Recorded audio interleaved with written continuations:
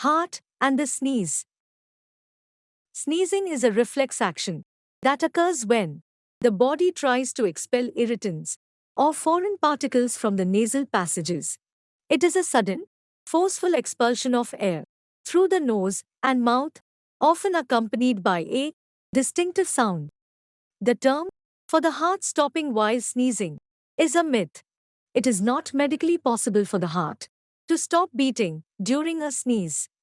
While the pressure changes that occur during a sneeze can briefly affect the heart rate and blood pressure, they are not significant enough to cause the heart to stop. Therefore, it is safe to say that the heart stopping while sneezing is not a real phenomenon.